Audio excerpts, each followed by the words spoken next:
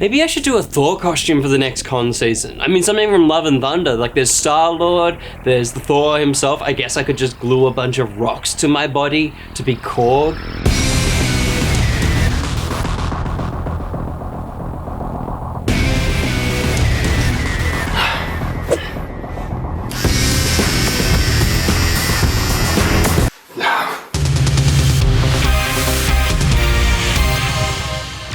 Alrighty, now that you've seen me wielding it last episode, check that out if you haven't already, let's talk the history of the axe in a little bit of Thor lore. Today we'll be taking a look at Thor number 339 from 1983, the first appearance of the hefty Asgardian weapon. But before that, a bit of a TLDR within a TLDR. This is Beta Ray Bill. Bill's species was endangered when the core of their planet was destroyed, forcing him to flee into space, searching for help aboard the starship Scuttlebutt, which I believe is the act of this.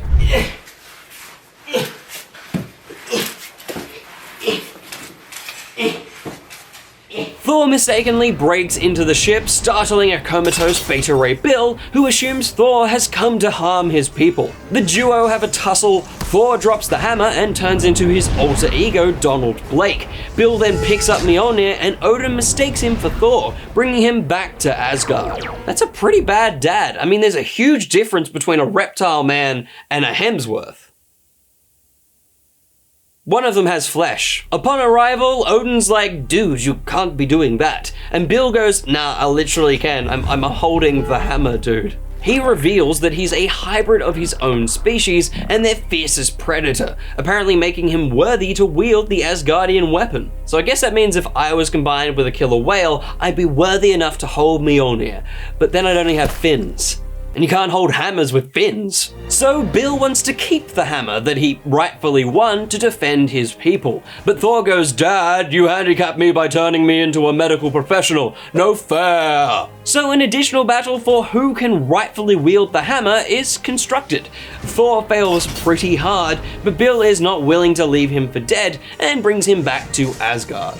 All in all though, Bill technically won, and that is where we're up to by issue number 339. The battered duo heal in their beds as some Asgardian ladies make some questionable claims.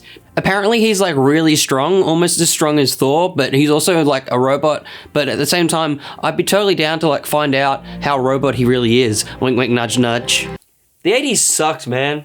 Odin first visits Thor, who is a big old sook.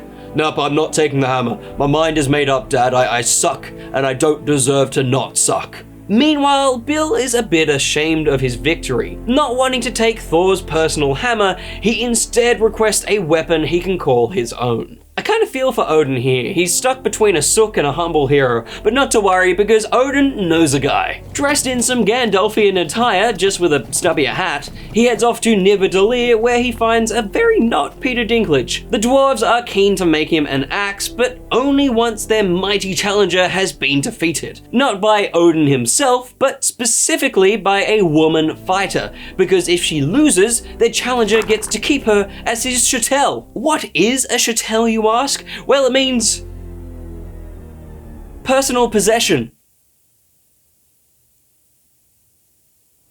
So Odin goes off to see Lady Sif. She fights the champion and it's thankfully super easy, barely an inconvenience. Meanwhile, Volstagg recites some bullshit lore about something and then a man is eaten by a demon. I'm sure it's relevant to a plot, just not this one. Beta Ray Bill tells Lady Sif of his worries, being his species' greatest champion and savior. Yeah, you know, my life is really hard and I've got a lot on my mind. But when you don't, you'll come back to Asgard to like hang out, right? Like maybe you and me can get a pizza or something. Oh, my life is so hard. Time and place, Lady Sif, come on. We then return to Nidavellir where the dwarves are reenacting that bit from The Lord of the Rings where the goblin guys are like pulling apart some trees or something. I've seen The Desolation of Smaug. This is me in a hobbit bar. I'm knowledgeable. Through some of the best onomatopoeia put to page, Barum, Kathum, Badaboom, Stormbreaker is formed. But how does it get its legendary name, well, I hear you ask. Well, let me tell you. Oi, Beta Ray Bill, you good? Yep. Very well. This hammer shall be called Stormbreaker because I feel like it. Thus, it's called it because Odin thought it sounded cool. I mean, it's better than Mjolnir or, Jonathan. Eventually, Thor decides to join Bill on his quest to save his people. But how will this man that has the ability to travel through space via beams of light ever find them? Don't worry, Kapakathum! Space chariot made of Thor lightning. Come on, Taika, you know what to do. Before they begin their journey, Lady Sif claims that she has earned the right to go with them, which is fair considering she's the only one who's done anything this entire time. And so Lady Sif jumps aboard with the other boys and the trio ride off into the sunset, or the astral space. I guess there's suns in space.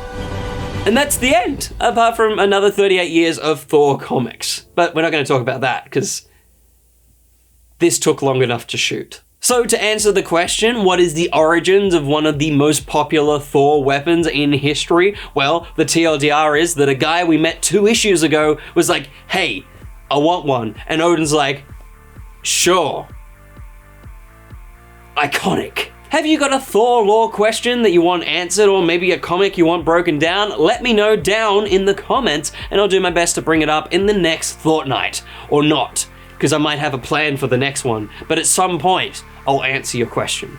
But that is all the Thor for this Fortnite. If you enjoyed, please hit that subscribe button and maybe hit a like. Let's get the likes to 339. If we can do that, that would be awesome. And also, shocking. If you want more of us in your face, jump on over to twitch.tv/ettonline for some live streaming action. We try to live stream Mondays, Wednesdays, sometimes Fridays in the weekend, but just subscribe or follow, whatever you want to do, you'll know when we're streaming. And if you want to support us even more, jump on over to patreon.com/each to their own. $3 and above will get you into our super secret Discord. The more you pay, the more you'll get, but $3 is more than enough to make a difference. But if you don't want to do any of that, I totally understand. Like, sometimes your fingies just get a little bit tired. You don't want to go around clicking things. You just want to go talk to Odin and be like, can you make me a Asgardian fingy? It's a weird bit, it's fine. I've been Will. Until the next time you see my face, bye-bye.